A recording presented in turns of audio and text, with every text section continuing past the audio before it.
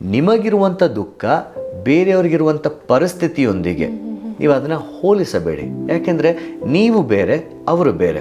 So ಅಲ್ಲಿಗೆ ನೀವು ಹೋಲಿಸೋದ್ರ ಮೂಲಕ ಅಯ್ಯೋ ನಂದು ದೊಡ್ಡದಾ, ಅಯ್ಯೋ ನಂದು ಇಷ್ಟೇ ಚಿಕ್ಕದಾ, ಅಯ್ಯೋ ಅವ್ರ ಮುಂದೆ ನಂದೇನೂ ಇಲ್ಲ, ಅದನ್ನು ನೀವು ಮಾಡೋಕ್ಕೆ ಹೋಗಬೇಡಿ. ನೀವು ಯಾವತ್ತಿಗೂ ನನಗೆ ದುಃಖ ಬಂದಿರುವ ಕಾರಣ ಸಂಪೂರ್ಣವಾಗಿ ಬದಿಗೊತ್ತಿ ಎಲ್ಲರಿಂದ ಬೇರ್ಪಡಲು ಹೋಗಬೇಡಿ. Do not isolate your self.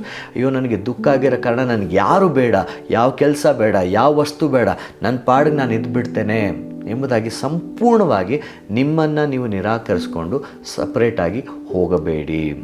ಇದೆಲ್ಲದಕ್ಕಿಂತ ಮಿಗಿಲಾಗಿ ನೀವು ಮಾಡಬೇಕಾಗಿರೋದು ಏನಂದರೆ, ಈ ಒಂದು ದುಃಖದ ಪರಿಸ್ಥಿತಿಗಳಲ್ಲಿ ನಾನು ಹೇಳಿದ ಹಾಗೆ ಯಾವುದೇ ಕಾರಣಕ್ಕೂ ನಿರ್ಧಾರಗಳನ್ನು ಮಾಡೋಕ್ಕೆ ಹೋಗಬೇಡಿ. ಅದು ಮುಖ್ಯವಾದ ನಿರ್ಧಾರವಾದಲ್ಲಿ ಆ ನಿರ್ಧಾರ ಬಹಳ ಬಹಳ ರೀತಿಯಾದಂಥ ಒಂದು ಕೂಲಂಕುಷವಾಗಿ ಯೋಚನೆ ಮಾಡಿ ಮಾಡಬೇಕು. ಇಲ್ಲವಾದಲ್ಲಿ ಆ ನಿರ್ಧಾರಗಳು ತಪ್ಪಾಗಿ ಹೋಗುವಂಥ ಹೆಚ್ಚಿನ ಪರಿಸ್ಥಿತಿಗಳಾಗಿರ್ತದೆ.